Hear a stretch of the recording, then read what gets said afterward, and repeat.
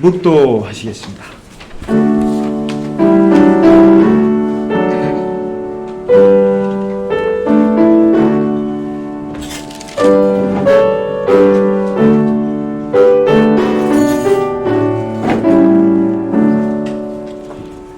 여호와께 감사하라. 그는 선하시며 그 인자하심이 영원하미로다.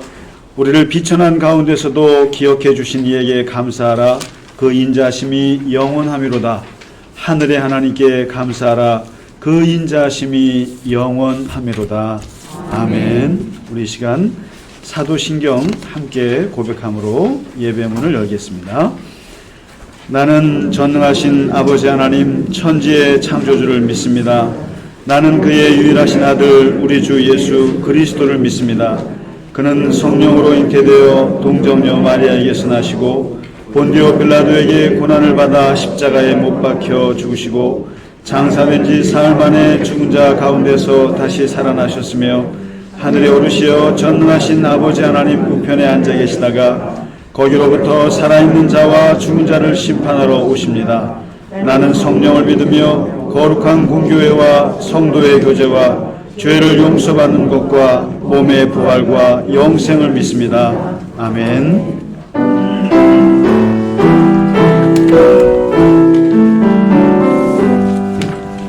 다 찬양하여라. 전능왕 창조의 주께 내 오나 주 찬양 평강과 구원의 주님 성도들아 주 앞에 이제 나와 즐겁게 찬양하여라. 다 찬양하여라. 놀라운 만유의 주께 포근한 날개민들 품어 주시는 주님 성도들아 주님의 뜻 안에서 내 소원 다 이루리라.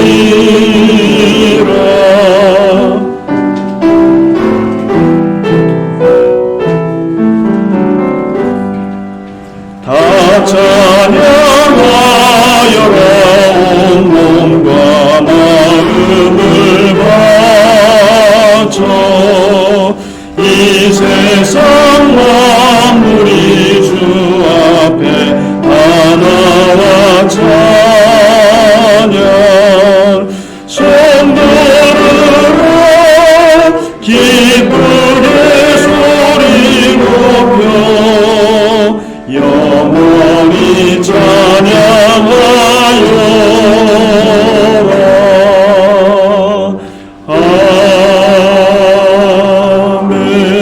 아멘. 성시교독 105번 감사절의 말씀입니다. 여호와께 감사하라. 그는 선하시며 여호와께 감사하고 그의 이름을 불러 아뢰며 그들이 광야 사막길에서 방황하며 거주할 성읍을 찾지 못하고 이에 그들이 근심 중에 여호와께 부르짖음에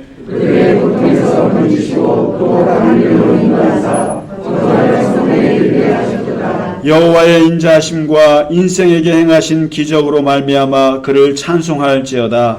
그가 사모하는 영혼에게 만족을 주시며 줄인 영혼에게 좋은 것으로 채워 주심이로다. 아멘.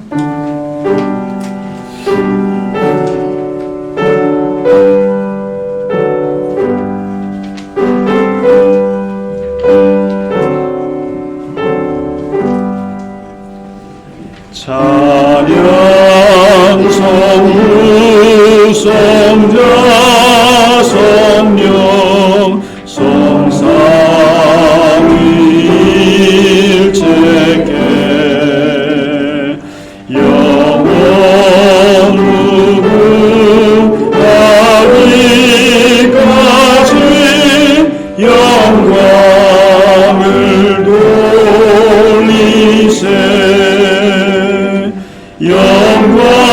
영광을 돌리세.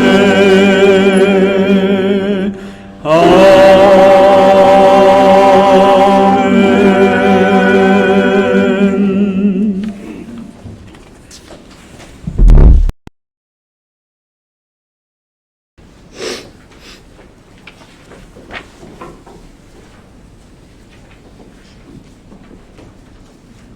부천년에 달하는 유구한 역사를 지닌 우리 민족 국가를 사랑하셔서 올해도 코로나의 질곡 속에서도 좋은 날씨를 주셔서 폭풍우를 물리치고 풍년을 주셔서 기쁜 추수를 할 수 있게 해주시니 감사합니다.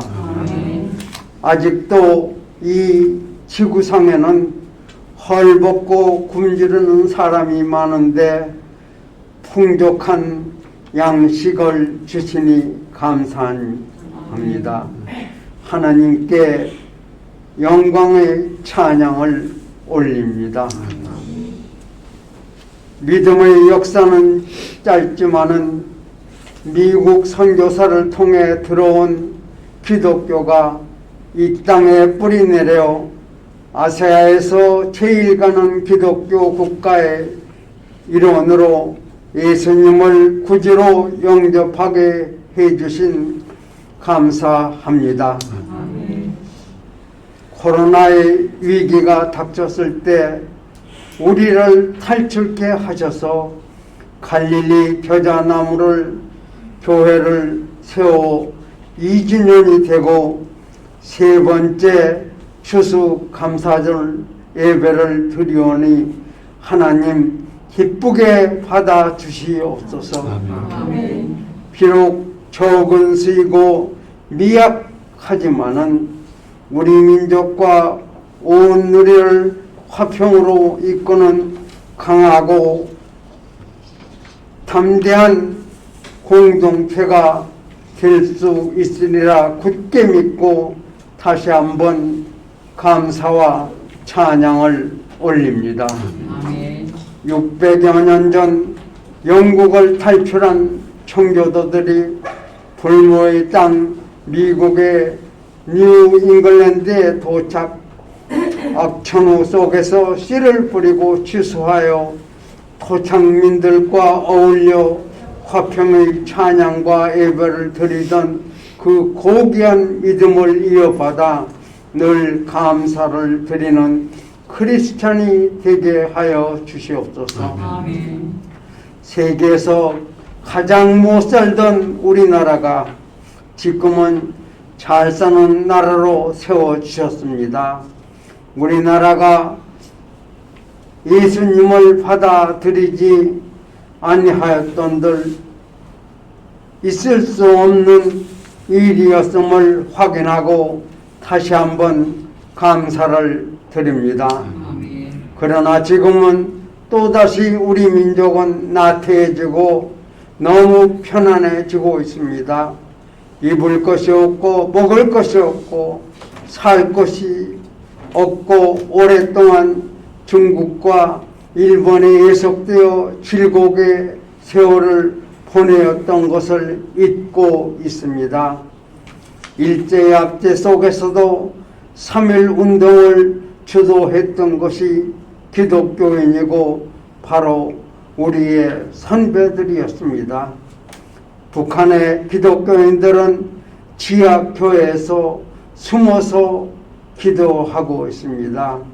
하나님, 이 절기와 기도를 들어주시옵소서. 하룻바퀴 통일을 이루고 하나님께 영광을 돌리게 하여 주시옵소서. 그리고 갈릴리 겨자나무 교회가 이 나라의 중심에 서서 앞장서가는 공동체 되게 하여 주시고 사랑과 넘치는 믿음의 식구들이 되게 하여 주시옵소서. 아멘. 오늘의 생일잔치도 모두 주님께서 주관해 주시옵소서. 예수님 이름으로 기도드리옵나이다. 아멘.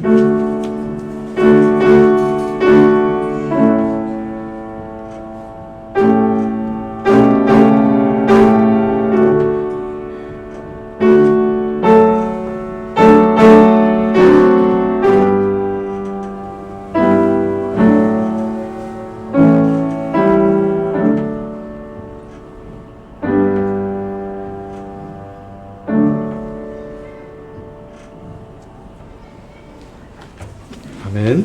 찬송가 304장 우리 오늘 추수감사절 찬양으로 드리겠습니다.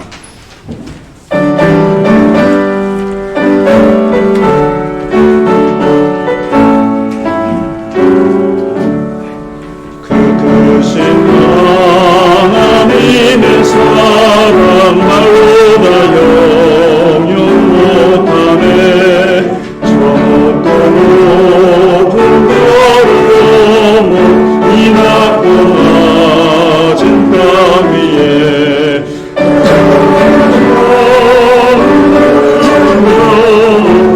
아들 보내사 목재물 삼으시고 죄 용서하셨네. 하나님 크신 사랑을 증량도 못하네.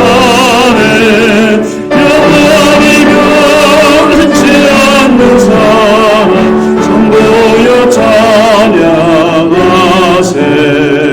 외로운 시절 지나가고 나 위에 영화세할 때 주 믿지 않던 영혼들은 큰 소리 외쳐 울어도 주 믿는 성도들에게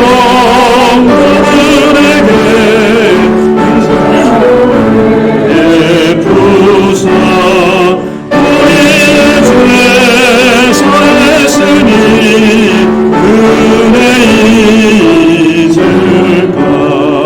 하나님 크신 사랑은 증량도 못하네. 영원히 변치 않는 사랑 손보여 찬양하세.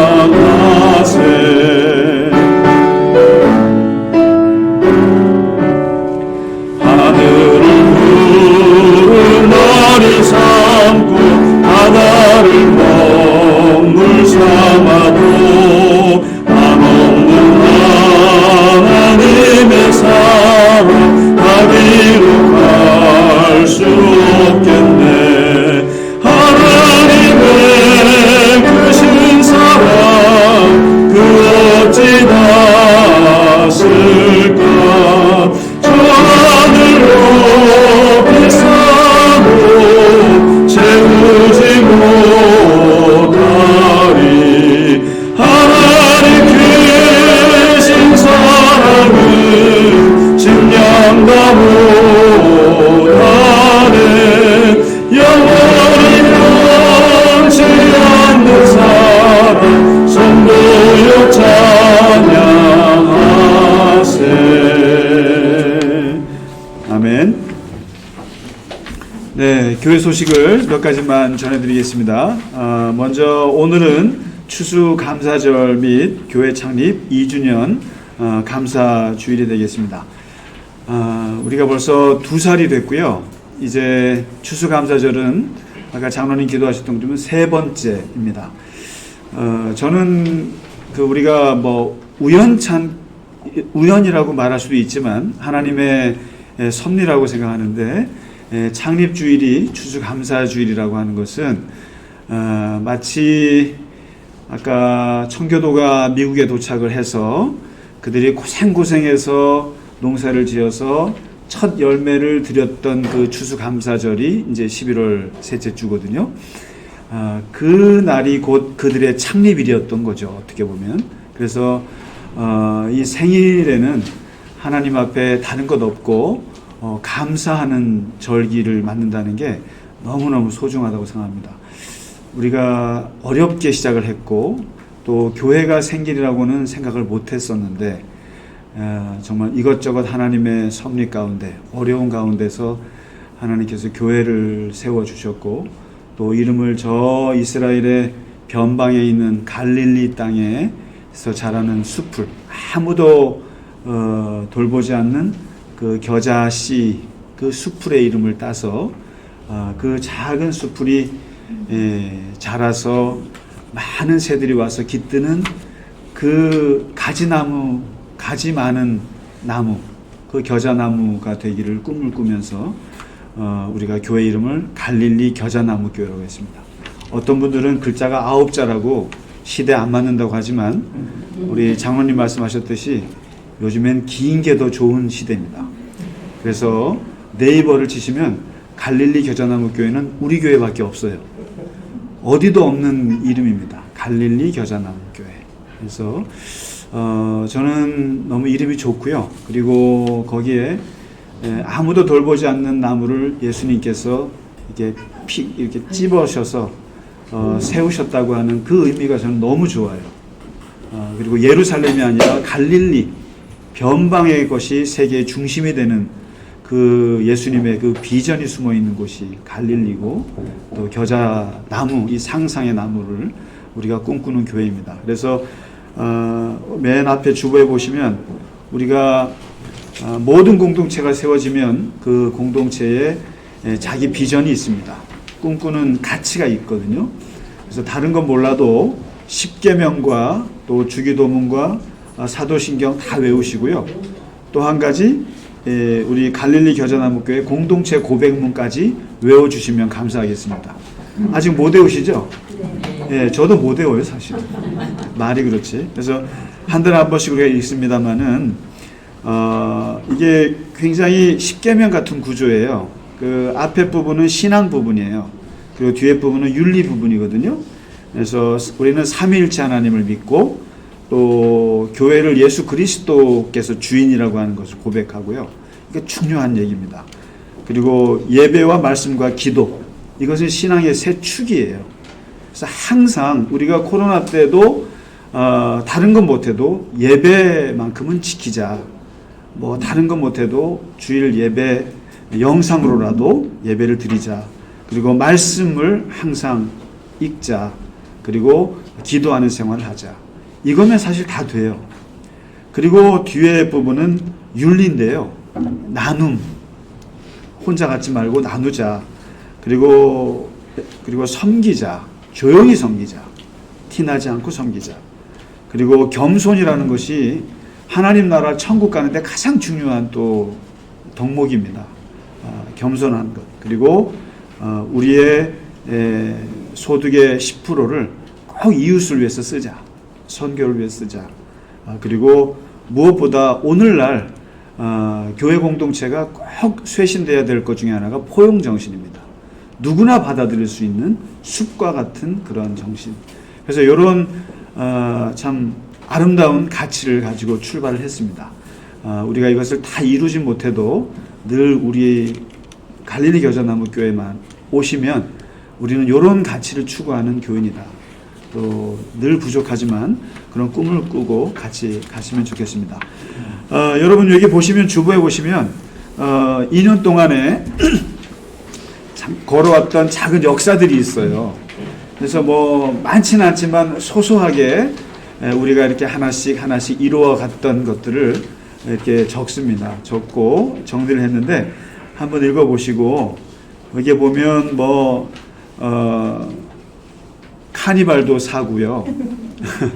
그리고 이게 배너도 달았고 또 이게 피아노가 들어오고 그리고 무엇보다 이 전교인 헌금으로 이 강대상 그리고 이렇게 우리 장로님의 춤추는 십자가 이런 성물들이 하나씩 그리고 여기 의자 이런 것들이 다 우리 교회의 작은 역사들입니다.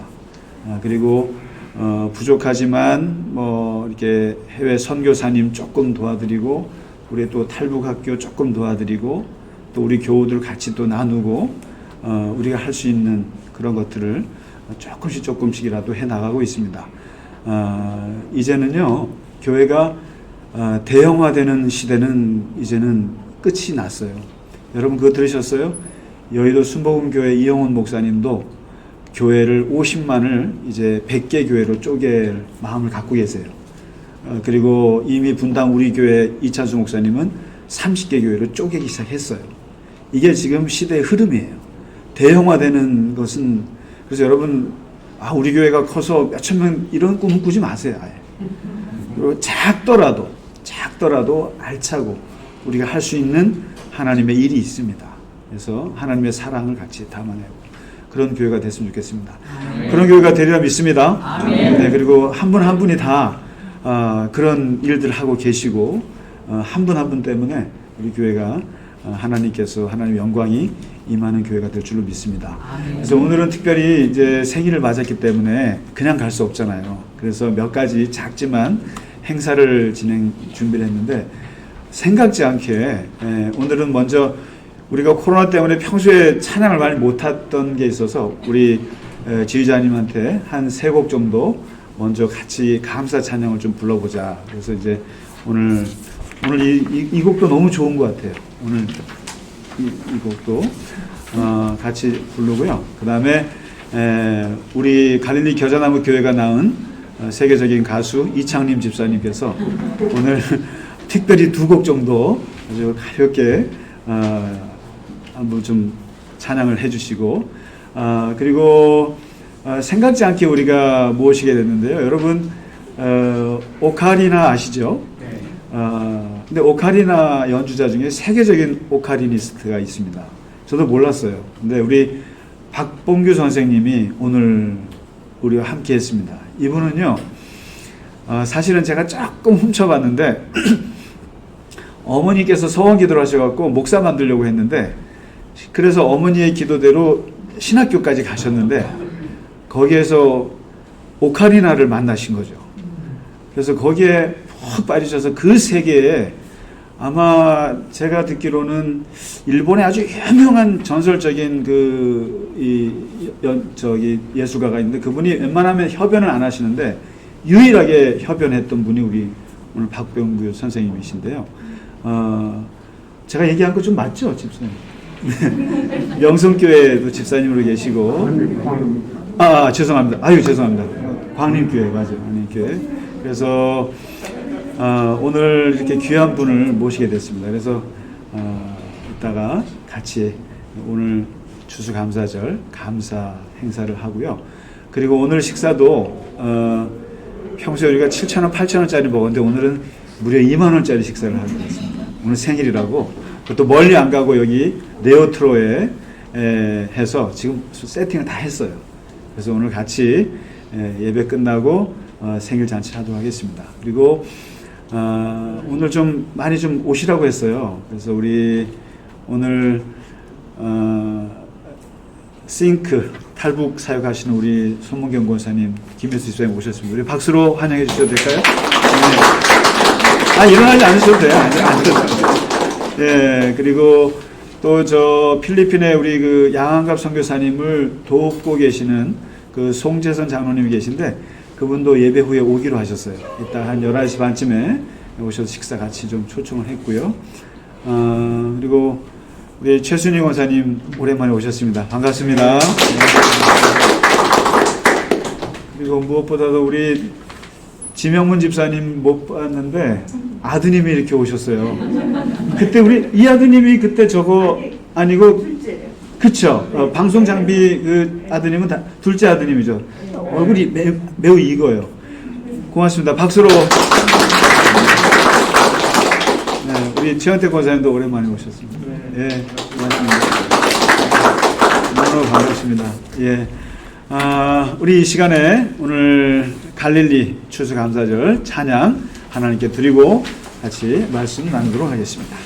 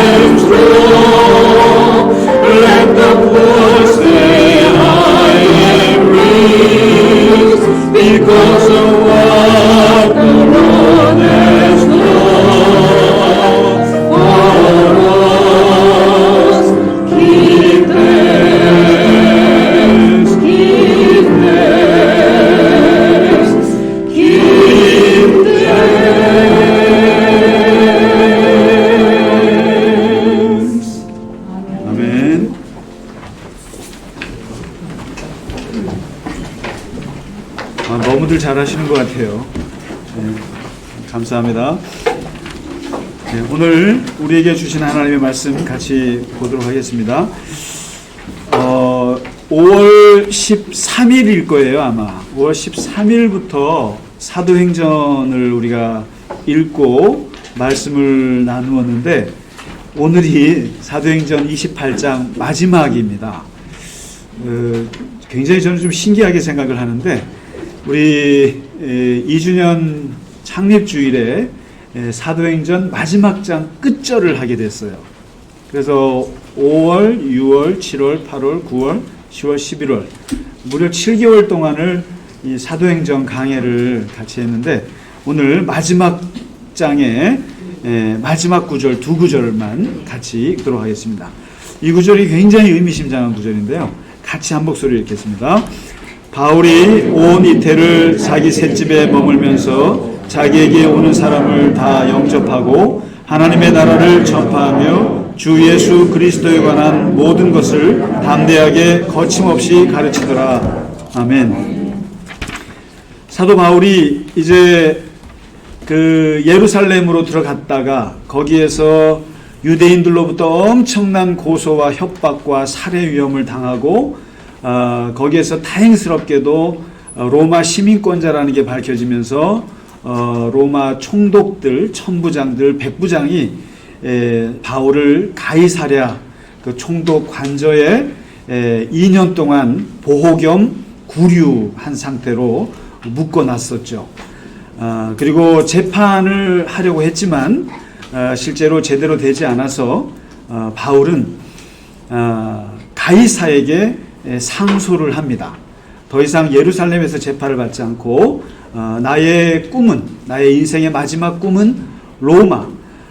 모든 세계에는 그때나 지금이나 세계의 중심이 있습니다. 거기를 가야만 세계로 쫙 퍼지거든요. 그래서 오늘날에는 뭐 지금 모르겠습니다만은 세계의 모든 유행이 퍼져가려면은 뉴욕에 가서 한번 해봐야 되는 거죠. 그럼 뉴욕에 가면 퍼지고. 그런 것처럼 세계 중심 도시가 있는데 그 당시에는 누가 뭐라 그래도 세계 중심 도시는 로마였습니다. 로마로 가야 세계화가 될 수 있기 때문에 바울은 그 꿈을 꾸고 있었고, 그게 죄수의 몸으로 재판을 위해서 가는 형식이 돼버린 거죠. 그래서 유라굴로를 만나고 엄청난 고생과 고생을 하고 나서 어렵게 도착한 곳이 이제 로마고, 그때가 AD 60년경입니다. 이제 사도 바울이 이제 마지막 말년의 인생을 이제 로마에서 보내게 되는데, 오늘 28장에 사도행전 마지막 누가가 기록하는 이 부분에서 또 거기 가서도 체포가 돼서 이제 감옥에 들어가요. 바울이 두 차례에 걸쳐서 로마에서 감옥 생활을 하게 되는데 1차 감옥 생활이 오늘 기록이 돼 있어요. 어떻게 했냐면은 여기서도 이제 구류 상태인데, 여기 보면은 셋집이라고 써 있잖아요. 이게 애매한 거예요. 그냥 감옥이 아니라 가택연금 상태예요. 가택연금 상태로 거기다가 돈을 주면서 거기서 이렇게 바깥으로 나가지 못하지만 들어오는 사람들은 막지 않는 그런 이제 가택연금 상태로 2년을 로마 감옥에 갇히게 됩니다. 이때는 나름 좀 자유로웠어요. 그래서 이제 들어오는 사람들한테 하나님의 말씀을 전하고 또 로마에서 사는 유대인들 고위층 관리들을 만나서 내가 무엇을 전하는지를 얘기해주고 아침부터 저녁까지 두란노에서 강의했던 것처럼 강의를 하고 또 그것을 믿는 사람이 있고 믿지 않는 사람이 있고 그렇게 해서 나름 자유롭게 감옥 생활이었지만 바울이 복음을 전할 수가 있었어요. 이제 그까지예요. 그까지 복음을 잘 전했고 오늘 바울이 2년 동안에 많은 사람들을 영접하면서 하나님의 나라와 주 예수 그리스도에 대해서 담대하게 거침없이 가르치더라. 끝. 이렇게 나옵니다. 근데 여기서 하나 의문점이 들어요. 그게 뭐냐면은 누가가 바울이 AD 68년도 그러니까 60년에 로마에 도착해서 이제 8년 후에 죽거든요. 그러면 누가는 바울보다 나이도 어린데 바울이 죽는 거를 못 봤을까요? 봤겠죠. 당연히 봤을 거예요. 그런데 왜 누가는 요까지만 기록을 하고 말았을까? 문제는 요 28장 이후에 그러니까 AD 62년 이후부터 바울의 인생은 사실 인간적으로 꼬꾸라지기 시작합니다. 모든 인생의 말년이라는 것이 외롭고 쓸쓸한 것처럼 그리고 우리는 지금 바울을 위대한 사도로 고백하지만 그러나 3, 40년을 평생을 자기 인생 후반부 전체를 예수 그리스도께 바쳤던 바울의 말년은 마지막 6년, 7년은 굉장히 힘들었습니다. 그게 사도행전에서 기록을 하진 않아요. 그런데 바울은 사실은 두 번째 감옥에 또 가게 됩니다. 바울이 그랬잖아요. 나는 시저를 만날 것이다. 시저에게 내가 상수하리라. 이게 무슨 말이냐면은 많은 신학자들이 말해요. 바울은 로마를 전복할 꿈을 가졌던 혁명가였다라고까지 얘기해요. 대단한 배짱인 거예요. 비록 죄수의 몸이지만 나는 총독 가지고는 성이 안 차는 사람이에요. 이 로마 제국을 다스리는 로마 황제 앞에 가서 복음을 전하고 그 사람이 하나님을 믿도록. 그래서 이 복음이라고 하는 말이 사실 황제의 복음이라는 말이 그때 있었어요. 유앙게리온 하면 황제께서 우리에게 복음을 주신다. 기쁜 소식을 준다라고 했는데 이게 예수 그리스도의 복음으로 바꾸려고 했던 거예요. 진짜 복음은 예수 그리스도의 복음이다. 황제도가 아니다. 그것을 황제 앞에서 내가 상수하면서 얘기하리라. 내가 재판 가서 이기고 지고는 관계없어요. 황제 앞에 서서 복음을 전하는 게 꿈이었는데 근데 그 황제가 누구냐면은 여러분 잘 아시는 네로 황제였어요. 황제도 좋은 황제를 만나면 얼마나 좋겠어요. 예를 들면 명상록을 쓴 그 마르쿠스 아우렐리우스 같은 그런 지적인 황제를 만났으면 뭔가 토론이라도 되겠죠.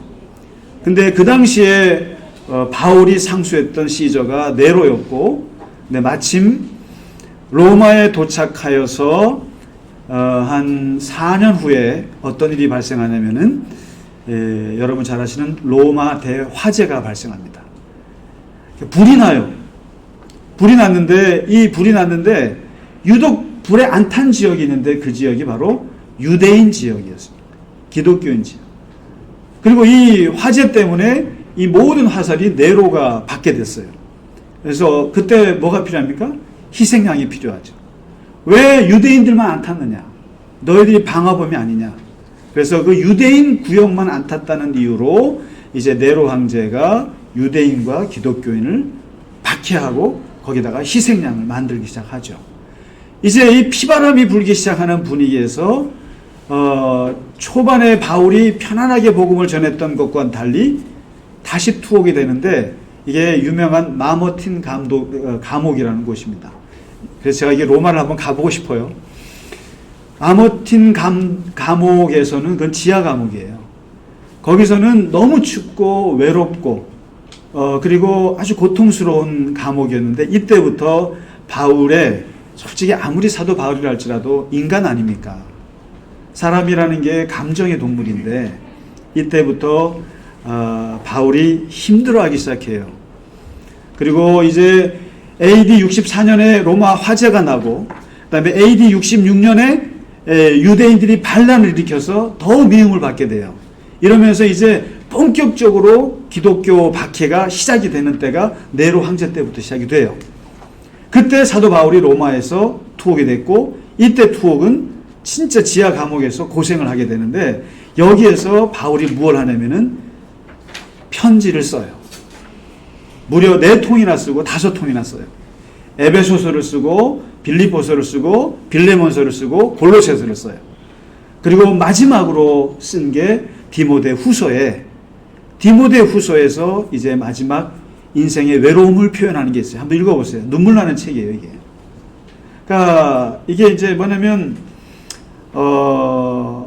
바울이 여기 있으면서 뭐라고 하냐면 내가 저기 트로이에다가 두었던 겉옷 좀 갖다 줄래? 그럽니다.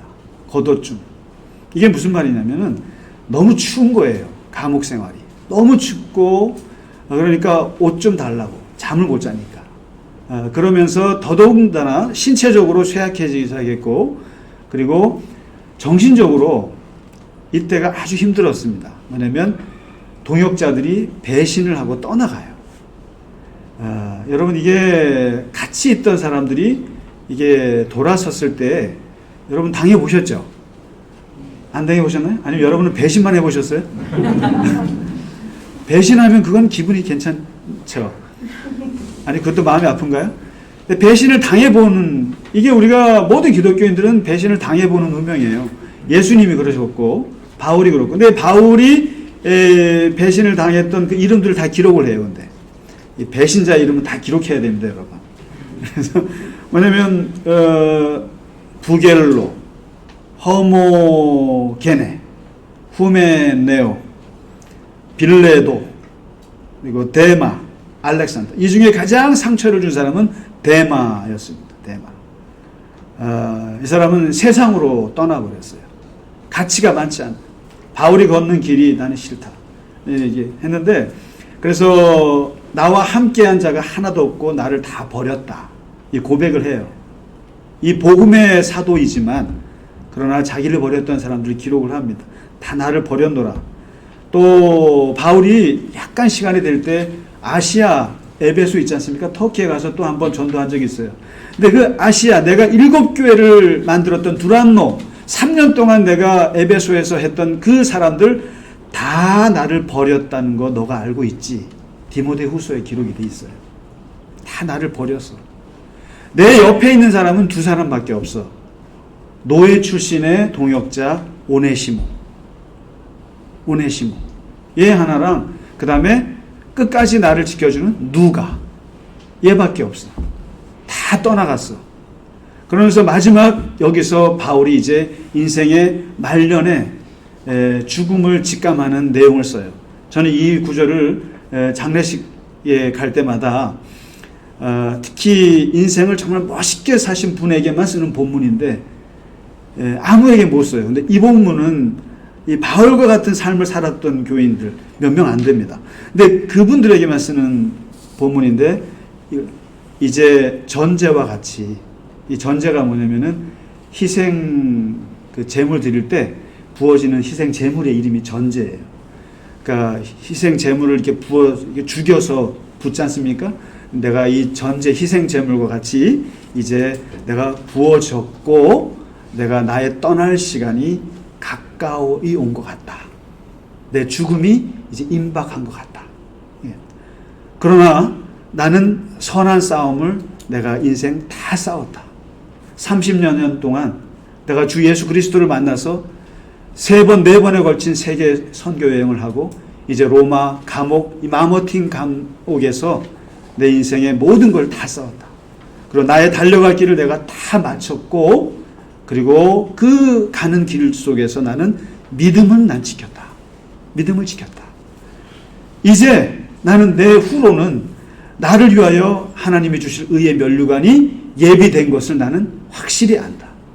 그리고 이것은 나에게만 주는 것이 아니라 나와 같이 살았던 하나님을 사모하는 모든 사람들에게 의의 면류관이 주어질 걸로 나는 믿고 있다.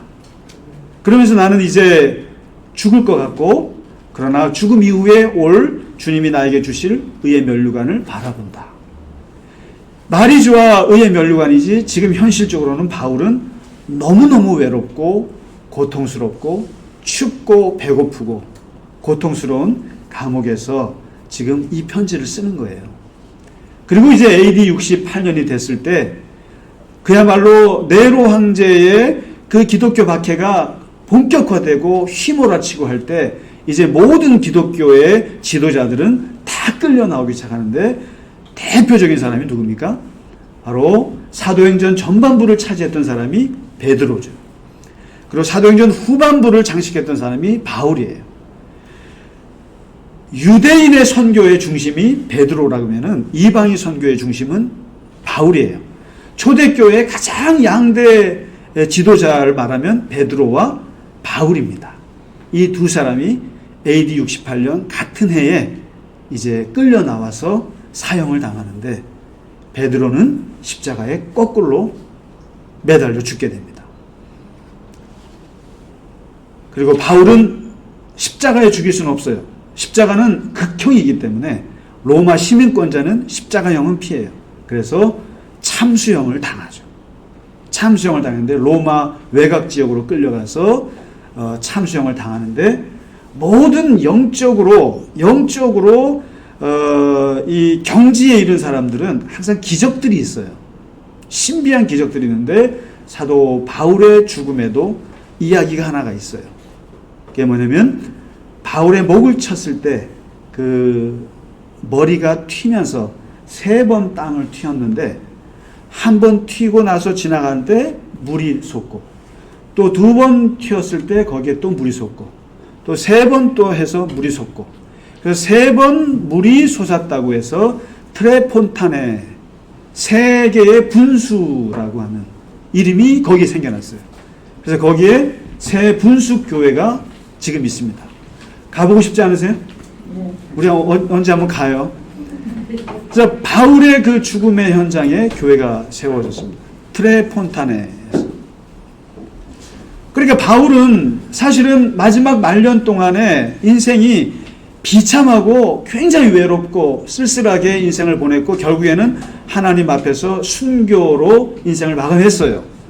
그런데 왜 누가는 이걸 뻔히 보았으면서도, 바울이 그렇게 힘들고 그렇게 죽었다는 것을 뻔히 알면서도 왜 사도행전에서 기록하지 않았을까? 29장, 30장까지 기록해야 되는 거 아니겠어요? 그런데 누가는 딱 AD 63년까지만 기록을 한 거예요. 1차 감옥에 있는 것만 기록을 하고, 그 이후의 죽음과 그가 얼마나 외로웠는지에 대해서는 기록을 하지 않습니다.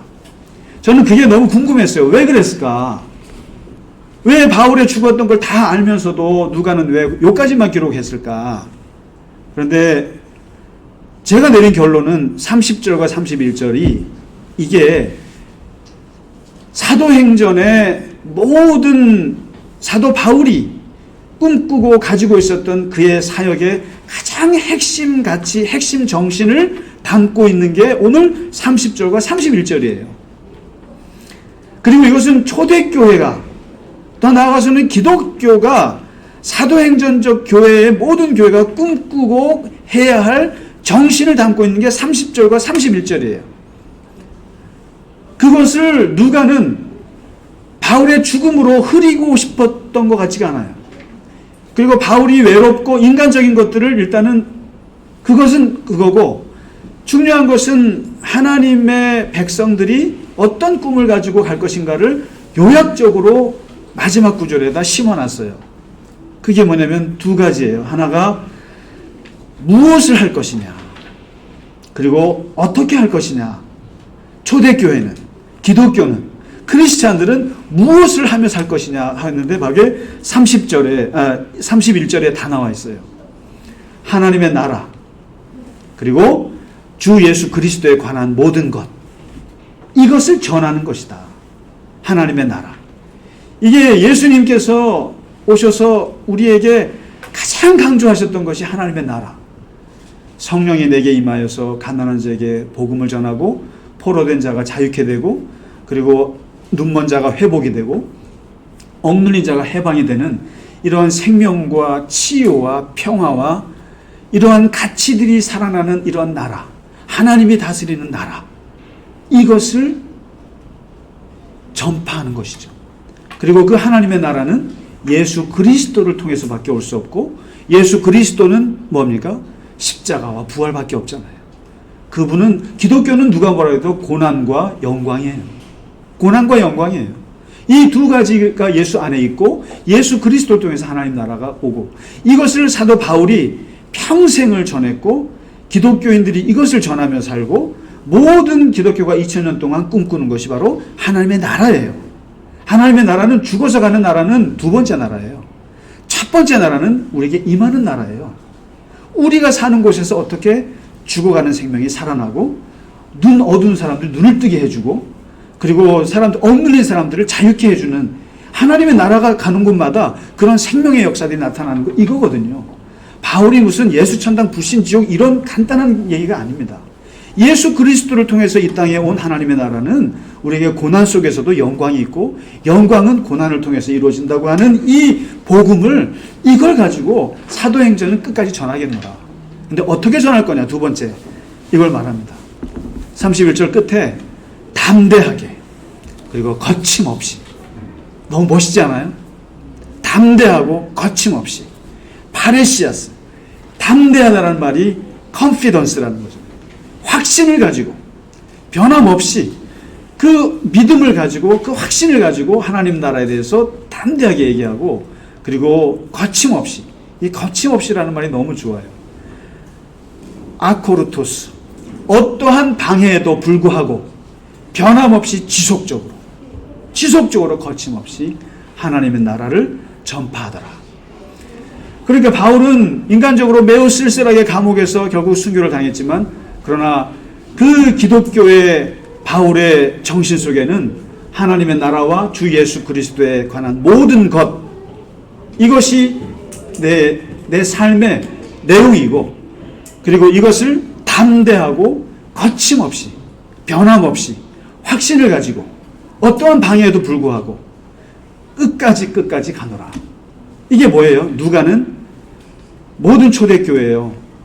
그 다음에 이 후대에 올 모든 크리스찬들이요, 바로 이 사도 바울의 이 정신을 이어받으라는 거죠.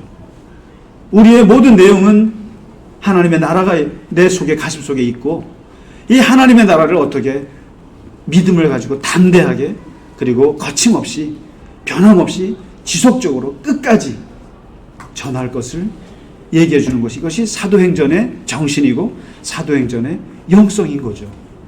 어떻게 보면 우리가 갈릴리 겨자나무 교회, 부족한 교회지만 하나님께서 우리에게 이 사도행전 마지막 구절이 우리에게 주는 이 정신을 가지고 가라고 해서 오늘 마지막 주에 걸린 거 아닌가 싶어요. 우리가 와서 아무것도 안 하는 것 같아도, 와서 우리가 뭐 예배 드리고 밥만 먹고 가죠. 아무것도 안 하는 것 같아도 우리의 가슴 속에는 누가 뭐라 그래도 하나님의 나라에 이 복음이 있어요. 그 하나님의 나라는 주 예수 그리스도를 통해서 이루어진다고 하는 거, 이 내용물이 있다고요, 우리 안에는. 그리고 이것을 아무리 부족하고 해도 담대하게, 확신을 가지고, 그리고 거침없이 어떤 일이 있어도 방해받지 않고 계속. 그래서 사도행전 29장을 써내려 가는 것이죠. 우리가 2주년을 맞아서 우리 갈릴리 겨자나무 교회에게 주신 하나님의 사명이라는 생각도 들고, 하나님께서 우리에게 주신 귀한 정신이라는 생각이 들어요. 바울의 죽음과 함께, 그러나 그 죽음을 뒤로하고 그가 인생의 끝까지 매진했던 하나님의 나라, 주 예수 그리스도, 그리고 담대하고 거침없이 앞으로 갔던 바울과 같이 우리 갈릴리 겨자나무 교회 또한 그 길을 걸어가게 될 줄로 믿습니다. 아멘. 우리 함께 주기도문 송으로 같이 부르면서 봉헌하시고 축도로 일부 예배를 마치도록 하겠습니다.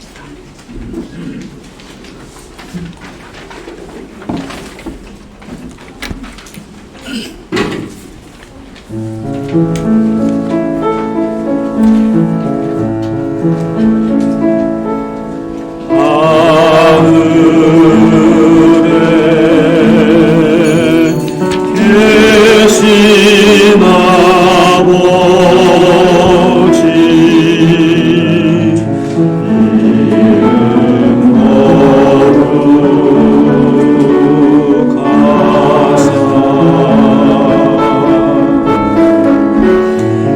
거룩하사 주님 나라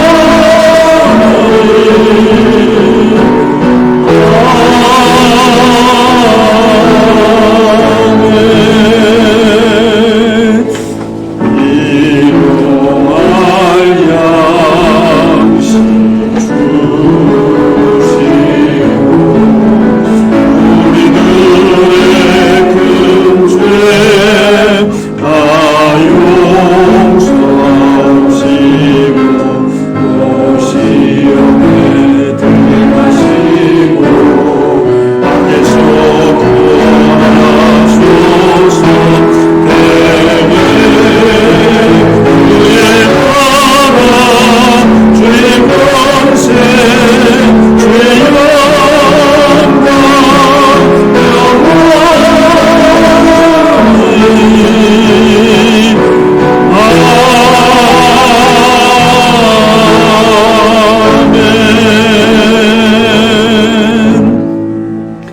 하나님 아버지, 하나님의 은혜로 오늘 우리가 추수감사절을 맞게 되고, 그리고 무엇보다 갈릴리 겨자나무교회 창립 2주년 생일을 맞게 해주셔서 하나님 감사하고 또 감사합니다.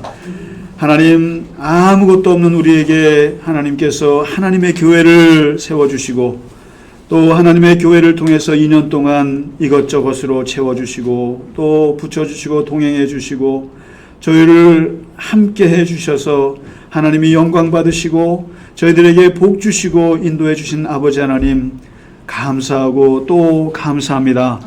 아버지 하나님, 우리에게 주신 하나님의 나라의 소망과 주 예수 그리스도의 그 비전, 주님의 그 사명을 안고 하나님, 오늘 사도 바울이 평생을 거쳐 걸어갔던 그 길처럼 하나님의 나라와 주 예수 그리스도에 관한 모든 것을 담대하게 거침없이 가르치고 전하며 살아갈 수 있는 우리 모두 하나님의 교회가 되게 하여 주시옵소서. 아멘. 하나님께서 우리에게 축복하신 것 이상으로, 하나님께서 우리에게 주신 것 이상으로 하나님께 우리 또한 드리고 주와 더불어 함께 그 길을 걸어가며 기뻐하며 주와 함께 동행할 수 있는 갈릴리 겨자나무 교회 공동체가 되게 하여 주시옵소서. 아멘. 하나님, 이 시간 주 앞에 드린 예물에 주님 함께 하시고 영광 받으시고 그 손길을 기억하시고 늘 형통으로 인도하시고 주께서 붙잡아 주시며 하나님 인도하여 주시옵소서. 아멘.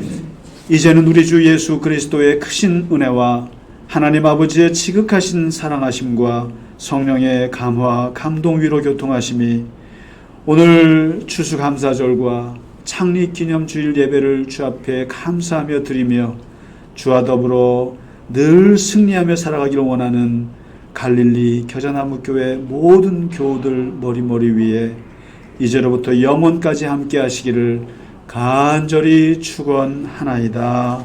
아멘.